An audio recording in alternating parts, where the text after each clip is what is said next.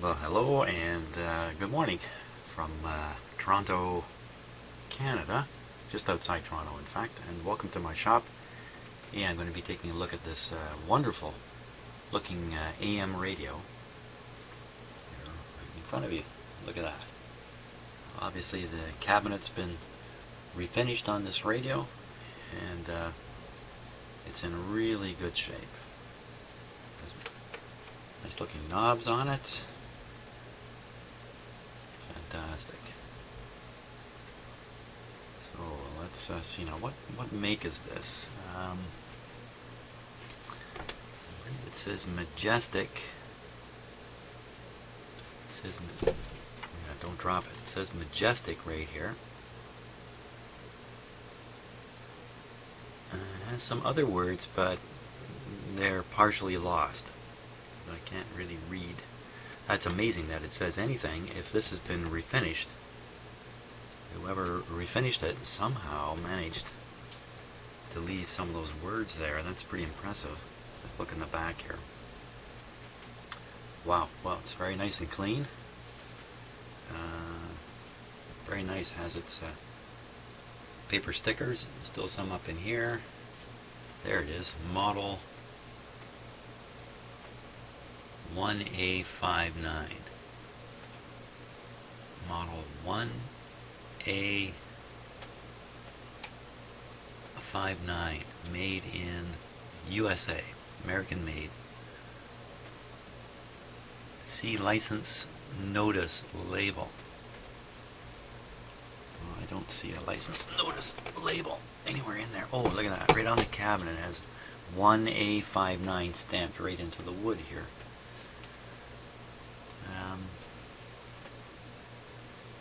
Service guarantee, workmanship and material guaranteed 90 days. There'd be a date written there.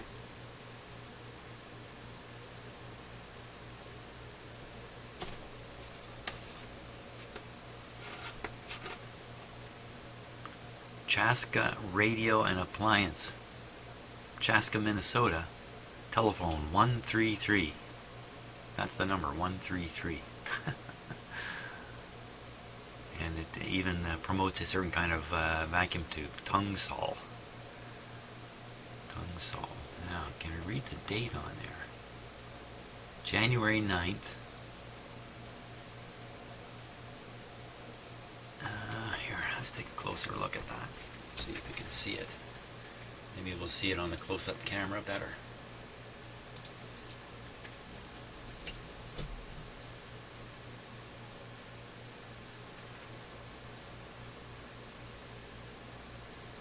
January something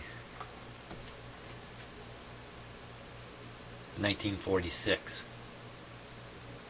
I'd say it says January 9th, 1946. It's probably when it was sold.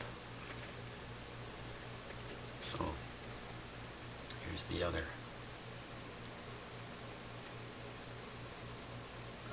60 watts.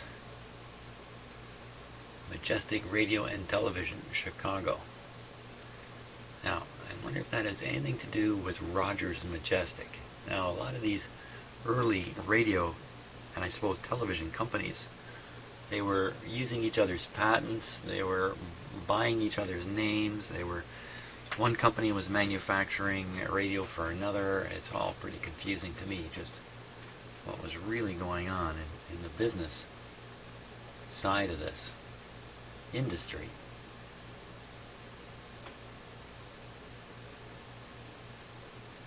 There's the tube lineup. A 41. It's got a 41, a 75, an 80. These are upside down. These numbers are upside down. 6A7. Wow, this is pretty. I think those are pretty valuable tubes. You know, they look older to me than 40s. These tubes. But the word is the radio, like a few others I've been working on lately, has been completely restored.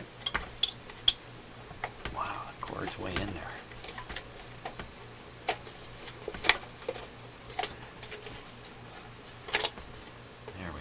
Nice long cord on it. Non-polarized plug, but it has the power transformer. So I think it's wise to look for radios that have power transformers in them. If you watched my video on installing auxiliary jacks, you'll hear my explanation about that. So fantastic. Well, let's plug it in. Let's plug it in.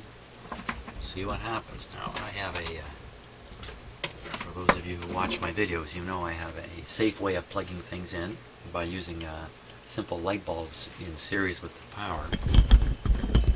If there is something seriously wrong with the radio, all that happens is the light comes on very bright and the amount of power flowing through the radio is restricted. So now let's see. That's the on off, that's the tuning. Oh, the tuning's backwards. How many radios have I? Wow, it's locking up. Ooh, ooh, ooh, ooh. Something not good there. Something not good with that. Let's give it a go. So switch is off. So first I'll test it to make sure the switch works by applying power. You can see my line voltage indicator's gone way up. It reads a little high. It's reading 124, 123. It's probably closer to 119, something like that. But the reason it's way up is because there's no current draw on the radio. So now we'll switch the radio on. You can watch the line voltage plummet. The light came on a little bit. And we just keep my eye on that light bulb. It should brighten up in a moment here. You can barely see it. It's this light here. In the camera, you kind of see a glow coming out of it. I didn't see any light come on here. Oh yeah. Very nice.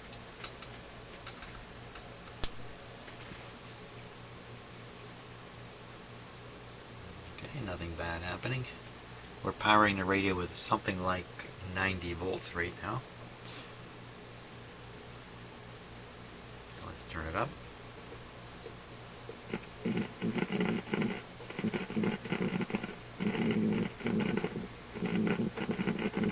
think the volume control needs a cleanup.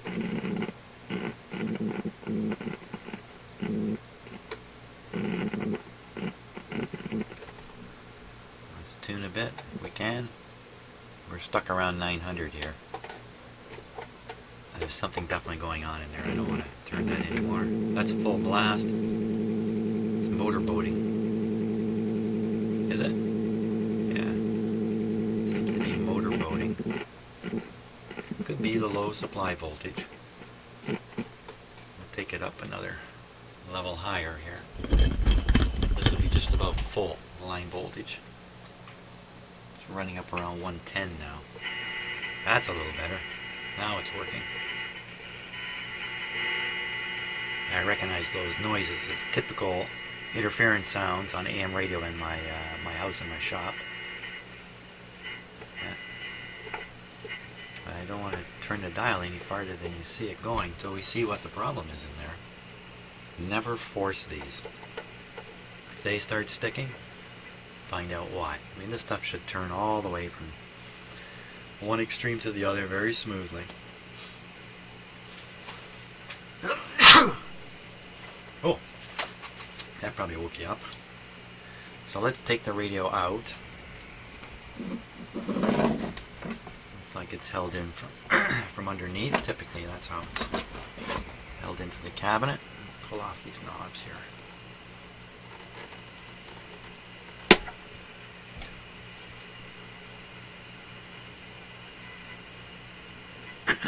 I don't think that's wood. I think that's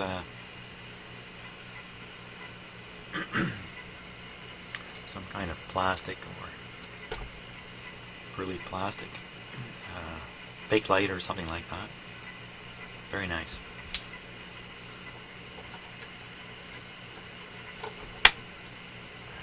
Looks like this foam piece of felt here was put on just a little too soon after the radio was excuse me.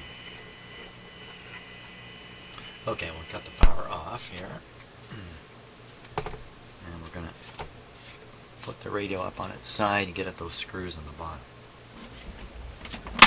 Unplug it just for double safety. And I'll just put this aside for now.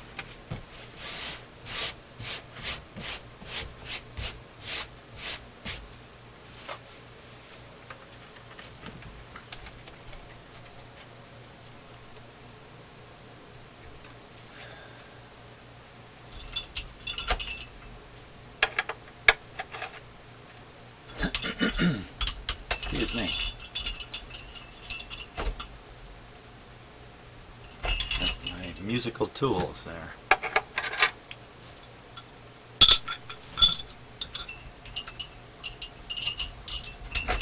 Maybe this guy.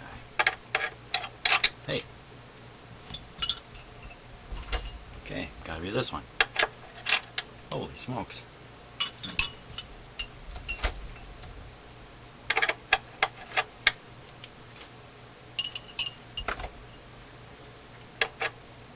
Hey, how do you like that? None of those are going to work for me. Okay.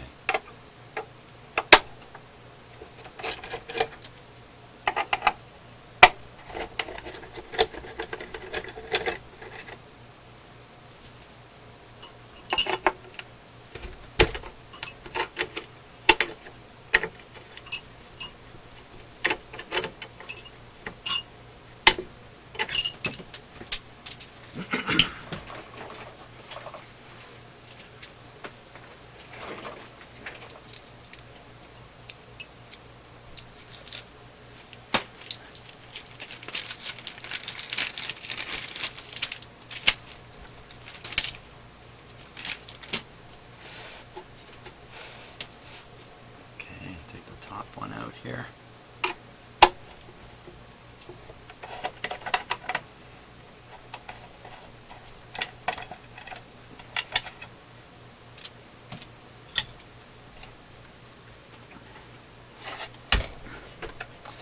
Now, the speaker is going to, I think it's coming out. Yep, the speaker's coming out. There's an antenna connection here with a, I think that's called a fan stock connector there. So we can disconnect the antenna. There we go. And I think the whole thing will just come right out. Come on out. There we go. Cabinet's nice and clean. Let's get that out of my shop here.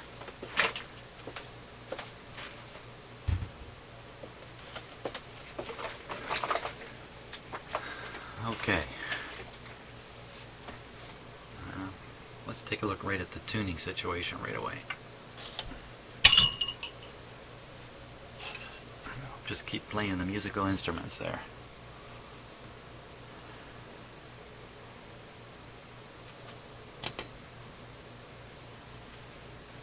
Looks like the string is wrapping up in here. I think that's what's happening.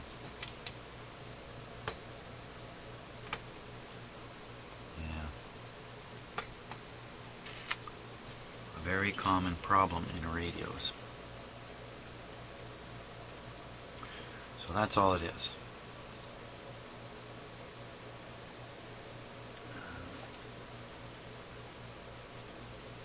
Let's look underneath, see what we got here.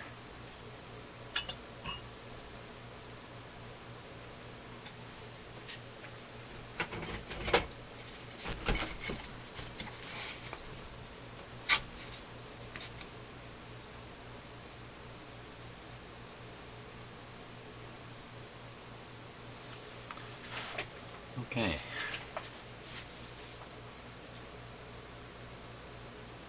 Well, it looks great underneath there. Let's get a close-up look at all this stuff here. See what we can see.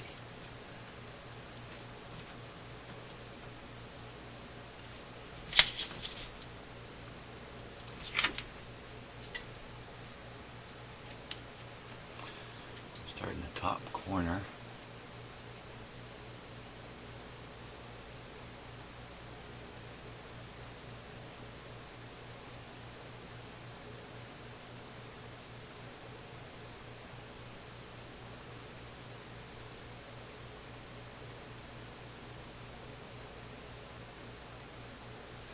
got lots of old resistors in that, but they look phenomenally clean. I don't think that's old. These guys, everything looks really, really clean in here.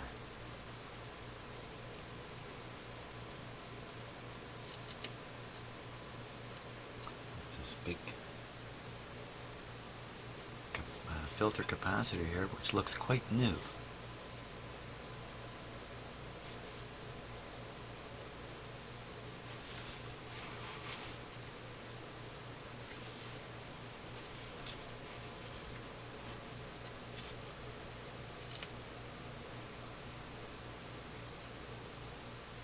A 16 and an 8. Not a very large capacitor. The speaker is a permanent magnet one. There's no field coil in the power supply filter.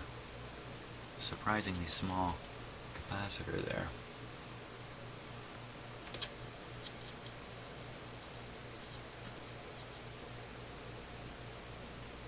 That all looks great.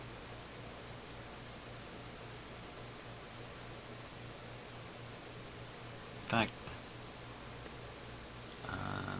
unless I'm mistaken, these guys here are all capacitors too.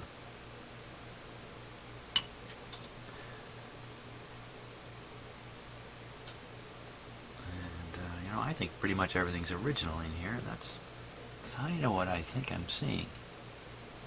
Certainly these old style resistors.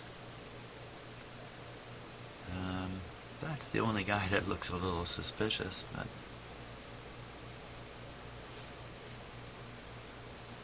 and I think the power supply capacitor is a replacement.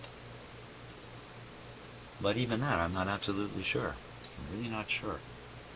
But everything appears to be in great shape. If I'm underestimating how much work has been done in here, if there's a lot more work that's been done, it's just not obvious to me. Whoever's done it has done a nice job. Nice job on it. So,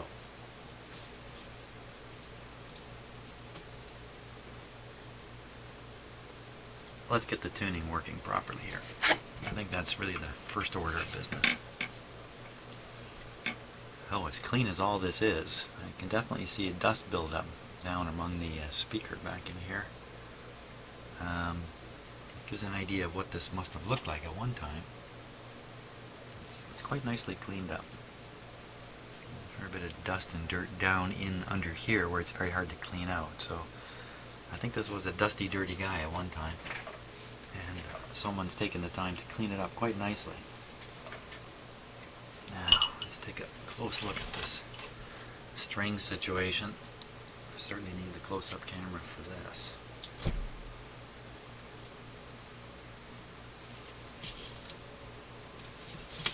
Let me refocus it too. Just give me a moment here.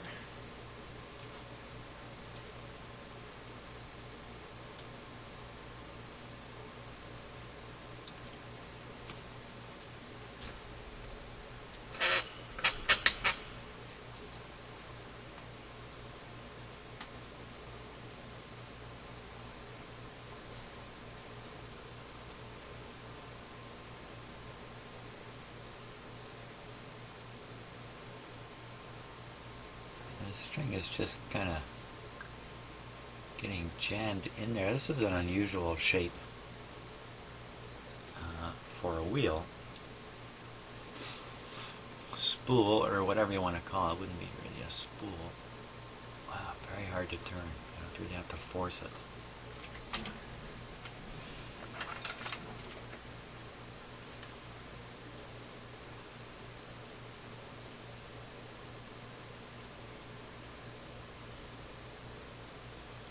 The string feels like it has a large buildup of junk on it.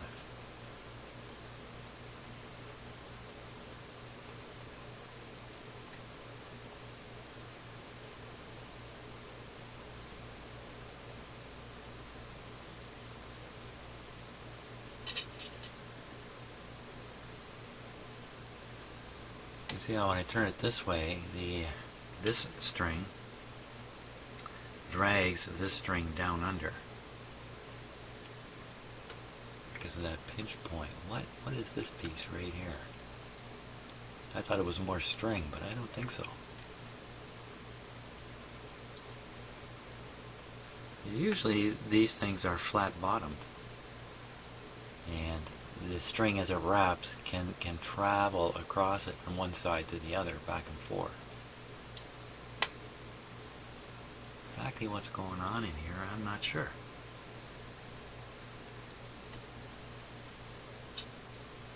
Plus, you know what? This control works backwards. How many radios I've seen where it works backwards, including one that I restrung, only to find out I'd done it backwards. Maybe we can find a proper stringing diagram for this radio and take a look at it before I make some assumptions here and get into some trouble. For now, pretty hard to tune this radio past. You know what, could I spray something in there and clean up those strings and make them go? I don't know. I don't think I want to spray anything in there. Certainly not a lubricant. That's counterproductive for sure.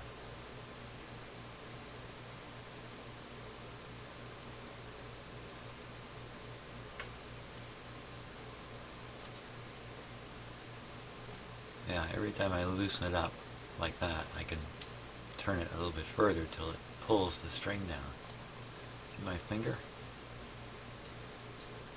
So even just cleaning the string might be sufficient.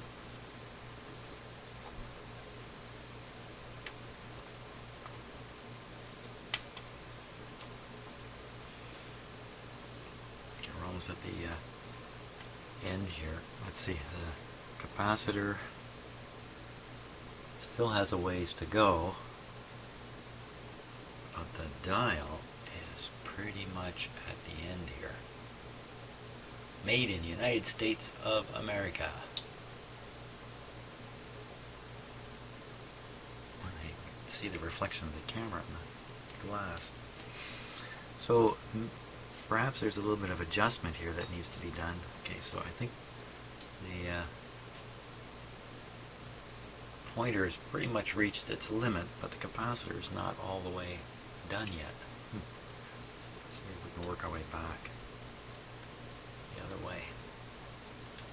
These string things, well, again, if you've watched lots of my videos, you've seen many battles with strings. I haven't done one lately, but I have had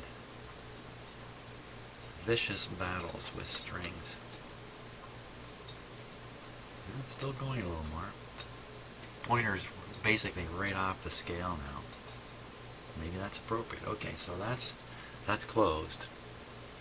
And the pointer has gotten all the way down, way down to there, which would be somewhere around 50 or 500 kilohertz. That's a little low. 540 is the bottom of the band.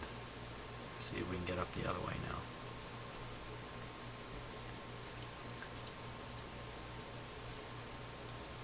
Can't get anywhere here. It's just locking right up tight. Wow.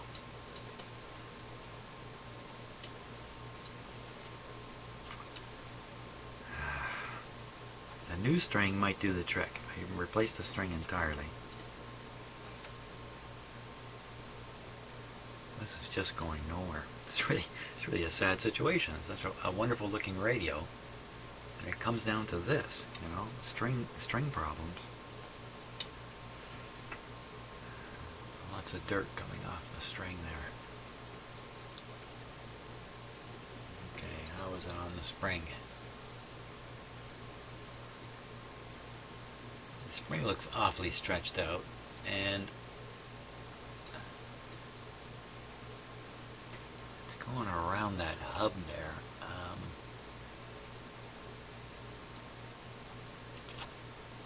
Probably supposed to run straight from here, straight up to the exit hole on the wheel, and someone has brought it around like that, either because the spring was already stretched out, and this is a way to tighten the spring up, or just to tighten it up like crazy, which it certainly has done. And that might be what's happened here. It could have gone from slipping to binding with that spring adjustment there. That could be the case. Like I say, I think I really need the string instructions before I make any attempt to do anything here, because it's already backwards. And it looks like a single loop around in here too. It just comes down, around, and out. And usually these things wrap at least around twice. And that piece in there, I don't know what it is. It's a little hard to see because everything's black.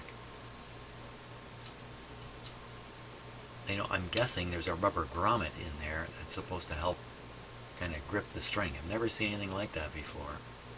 I don't know what that is. It's in there. It's going to be tricky to get a really good look at this. I'll have to. Okay. Name of the game on this one, I think, is nothing more than a checking to make sure the radio is functioning well.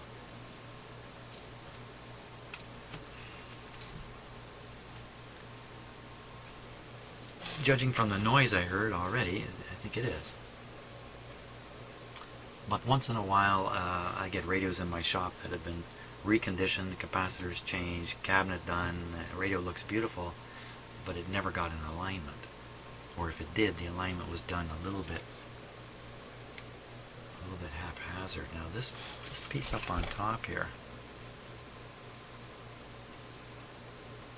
it's a little unusual how that's done. But I'm going to assume that this is original, this is proper. Kind of sticking out on a bracket here.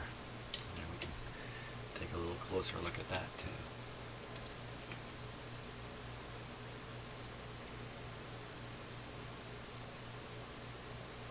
You can see how they just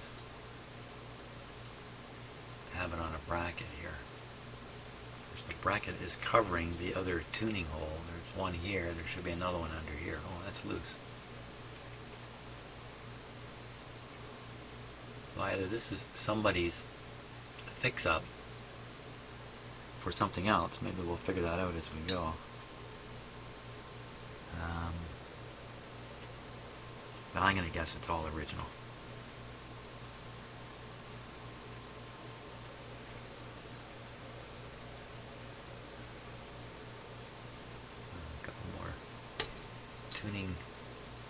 Tuning things down there, a little out of focus.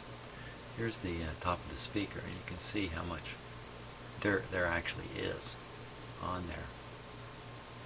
Quite a bit.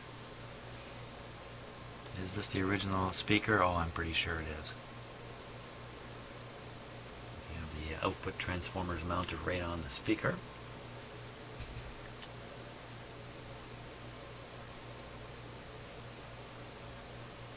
Wait a minute. Wait 1 minute.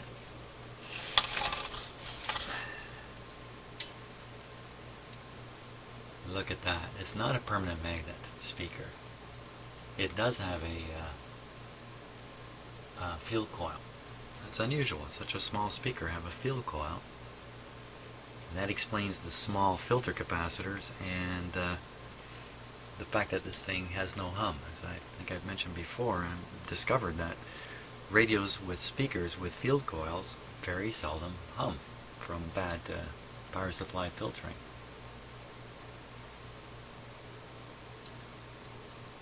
Surprising, somebody managed to clean this thing off so nicely,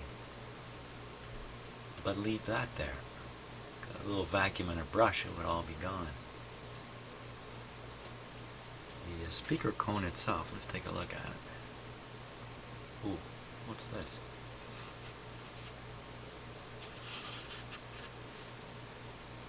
Looks like a scratch and nothing more. Look around the outer edge for things like this. Little perforations. Hard to tell. That looks like it might be another one there. It might be one up here. right there. One right there. Uh-oh. That didn't sound good. Uh-oh.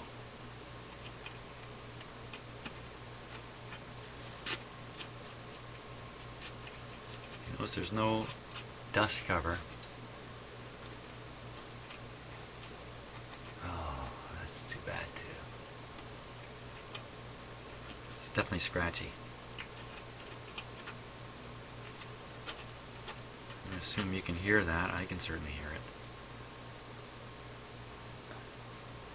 It's scratchy either because it's out of alignment. That looks like a dent down here. Right here. Let's change the lighting here and see if we can bang into my microphone and do other things here. No, can't see it any better. Good shape generally, except for that. Whew. Let's take a direct look right into the middle.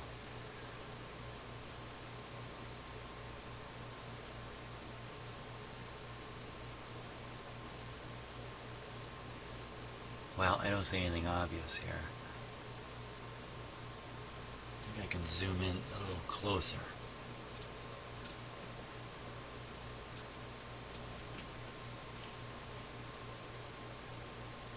Yeah, you can see the dust in there. You know, that's a magnet. It's going to pick up bits of metal, anything it has a chance. And you might think, metal? Well, how in the heck is metal going to make it there? This is contained inside a radio cabinet. Well, that's true. But any bits of metal that get a chance, they're going to go right in there. Yikes. Let's see if I can blast some light into there better too. Sometimes these paper, the white paper you see, has a seam. You can see the seam there. And the seam can, the ends can curl, whatever glue they use or something, the ends can curl up a little bit. This looks really good.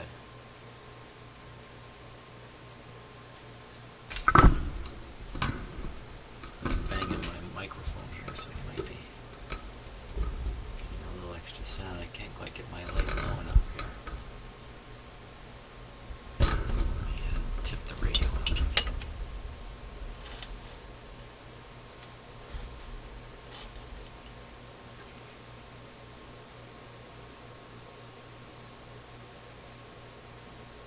Can't see anything. Last time I did a speaker, a scratchy speaker job, I got lots of comments and ideas about how to deal with this kind of problem. Here I am facing something like it again.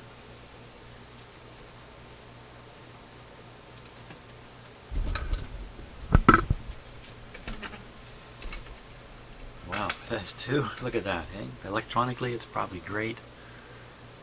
It's mechanical problems with the speaker here and the string here that are giving this radio some headaches. Well, we don't know for sure that this speaker is going to sound scratchy until we actually test it and hear it. That's not too hard to do, and that's worth doing. I can do it with my, I can't turn the dial anymore. I'm stuck way up here at the top. But what I'll do is I'll put on my signal generator here. And we'll just feed in a signal, a regular radio signal, up this end of the band. Play the tone through the radio.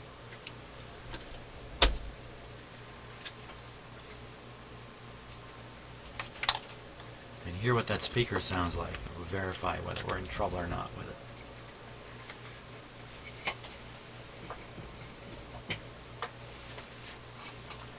Now, when you get into these kinds of things, old technology like this, you don't just face bad vacuum tubes. You face all kinds of mechanical issues, all kinds of things.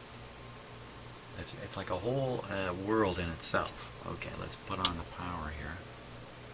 Make sure everything's good.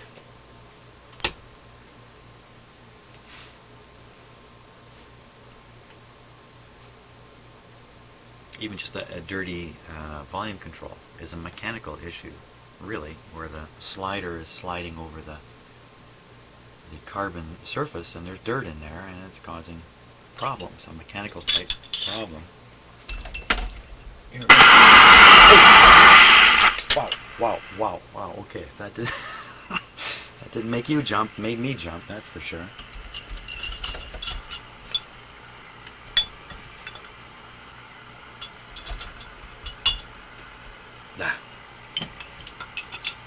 Worry about my tools later. So lots of volume with this. Now, and down around 55 or so. So let's go down to 55.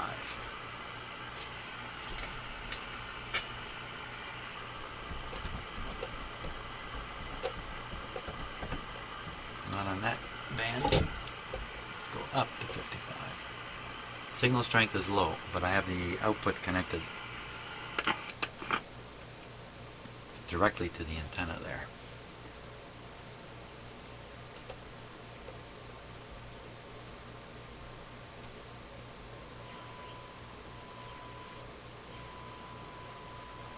That's 455 roughly. It's making a sound. That's not being received by the radio. That's leaking through the IF at 455.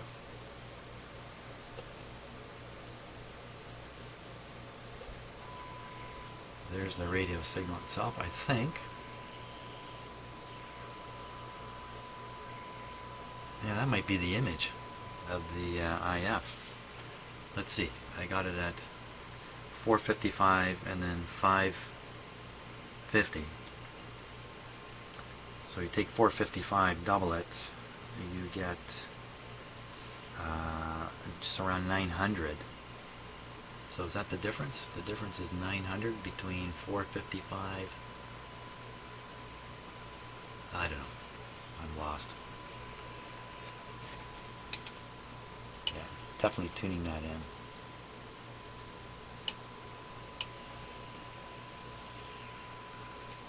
So that's the actual signal. Almost 55, almost 55. Looks pretty close. Let's give it a little more juice here. Okay. Give it a little more volume. Not enough to blow our ears off. And we'll take this down to 400 hertz. What do you think? Think that sounds scratchy?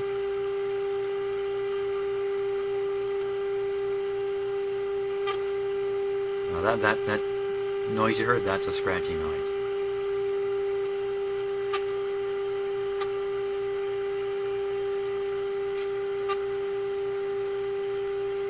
It's pretty good. Probably because the cone isn't moving really far to run into the scratchy points. Unfortunately, the way things are configured here, I can't produce an even lower signal this way. Really take a low tone coming out of the speaker and make the cone move more, and there may be resonant kind of points where at a certain frequency the buzz really comes out.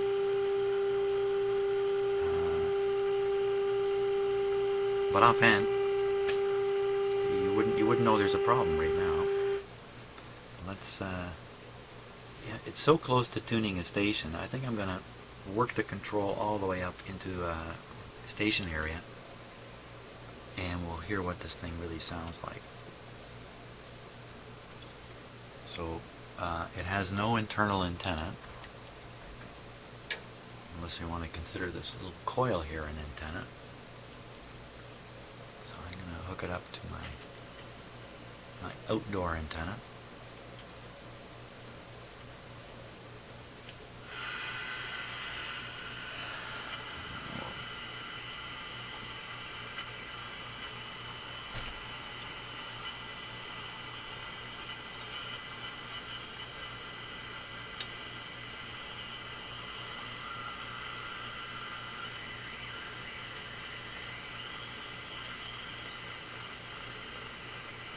Oh, is there something more holding this?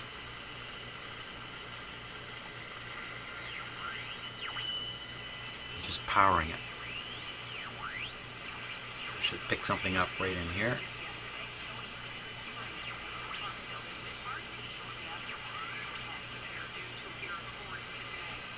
Night around the GTA thanks to intense storms. Heavy rain causing some major flooding in some areas. Total rainfall last night, 51 millimeters, and there's a few others in the GTA that are between 40 and 50 millimeters. Strong winds were also recorded. Environment Canada officials are in Goderich today to check whether or not it was a twister that touched down during the storm. No injuries were reported. Severe thunderstorms also swept across northern Illinois and parts of Michigan last night. 7 people had to be hospitalized. The system moving through the Quebec area today. In Pakistan, intense heat has claimed the lives of over 400 people. Hundreds more are being treated in hospitals for heat-related fever and dehydration. The 45-degree schools and public offices to keep their doors closed. What can be done to speed up Ontario's production of vehicles for the TTC? That's on the agenda today as CEO Andy Byford and Chair John Nichols are able to explain in Thunder Bay. Not too bad. Too happy about the late delivery. I notice this radio only has one IF transformer in it. So I'm going to hunt down the schematic, I think, and we'll look at the stringing pattern and all that kind of stuff if I can find it. Hey, thanks for watching so far. You've got a real nice radio here. It's going to be an easy one.